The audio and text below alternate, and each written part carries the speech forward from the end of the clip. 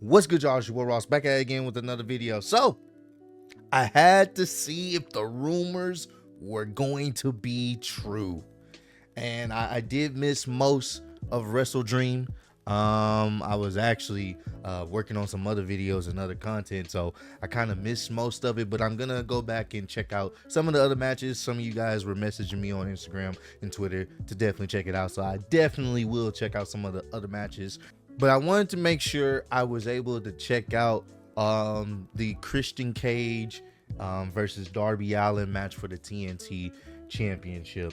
I actually missed a little bit of it. Well, majority of it, because the stream I was watching it on was kind of lagging out in and out, so I wasn't able to catch all of the match, or I'll probably go back and watch the beginning half of that. But I was able to check out like the middle towards the ending half of that, and bruh, the spots that Darby Allin was willing to take in this match alone is ridiculous. That spot off the apron of the ring and Christian dropping Darby Allin onto the floor, hitting the steel steps, just was ridiculous. It was carnage. Ring being torn up, exposing the wood boards.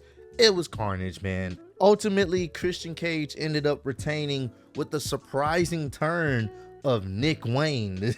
This kid all of a sudden has aligned himself with Christian Cage. He's the father that he never had. I mean, he had a dad or whatever, but you know how Christian is when it comes to, dead father. So he's the father. He's like the surrogate father figure for him. I don't know. It's kind of hokey, but he turned on the guy that was talking bad about him, been beating him up and talking about his dead dad. Now he's aligned with him. He turned on Darby Allin or whatnot and helps Christian Cage retain.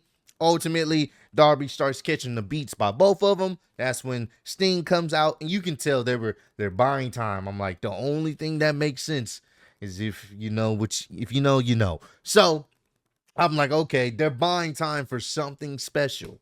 And Sting comes out there. It looks like, he's going to even up the odds. And then Luchasaurus comes out there. It's a 3v1 situation. Christian goes out to get the most deadliest weapons in wrestling, 2 steel chairs, going for the concerto. Going to send Sting to not an early retirement, but he's going to send him to retirement, it looks like. And then all of a sudden, the lights go out, go to the Titantron, and then my stream cut out again. It cut out again. I was getting irritated. I was like, no. I was refreshing it, and I was able to catch the "You Think You Know Me" and goosebumps.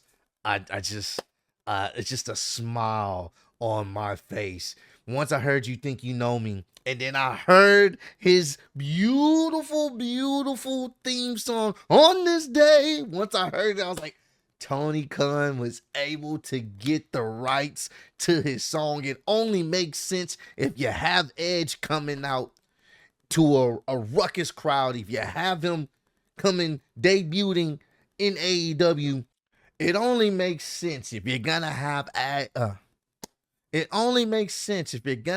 Edge come out there. You gotta have his legendary theme song, Metalingus, man. And it was great. Crowd went crazy. Had the smoke, had the pyro. Oh, just love to see Edge back on the TV screen, back in a wrestling ring. He goes up or whatnot, and he's, they're all in shock. Christian in shock. He goes up to the ring. You see Darby Allin's laid out. You see Sting laid out. He gets the chair from Christian. Yo, give me the chair. I got this, or whatnot.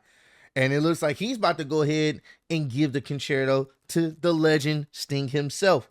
Nick Wayne drags his body over to the chair, and as he's about to swing it, he hits Nick Wayne with it. He throws the chair at Luchasaurus or whatnot, and Christian gets out of dodge, obviously, and he proceeds to give boys the spear onto the exposed wood on the ring. Beautiful spears. Crowd going crazy. Crowd chanting holy shit and all this other stuff as expected. And you can just see Christian up on the ramp seething. He looks at Sting, you know what I'm saying? They, look at Sting and Darby Allin, and they shake hands, and it was just a great wholesome moment. Tony Khan, he pulled the trigger and he was able to acquire Edge.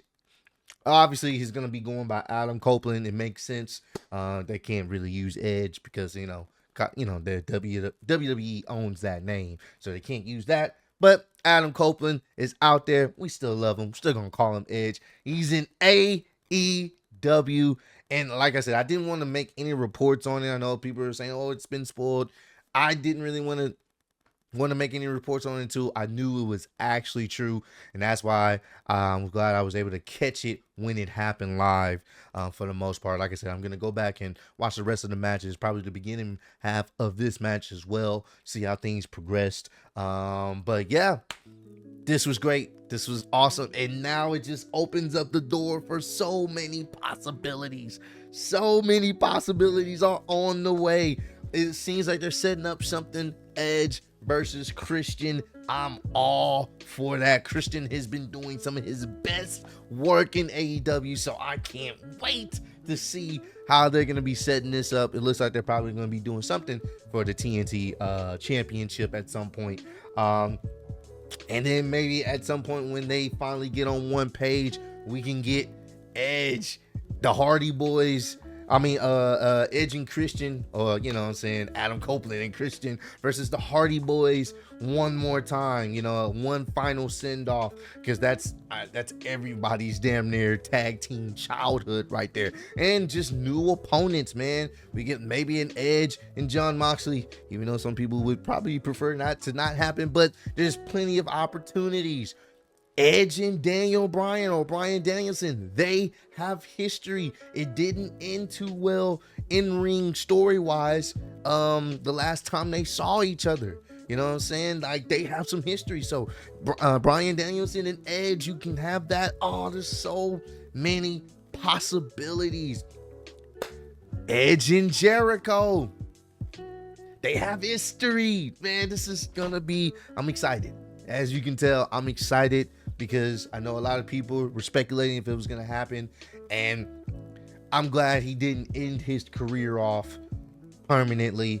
I think it's done. He's done in WWE, but I'm glad he didn't end his career off permanently because there's still some matches and stories he wants to be able to tell. And man, just off me growing up on watching these guys as kids, seeing them potentially end it off, go off into the sunset with hopefully some great to classic matches. I'm hoping for it and looking forward to it. Hopefully things play out the way they're supposed to. But I'm excited, man. So comment down below.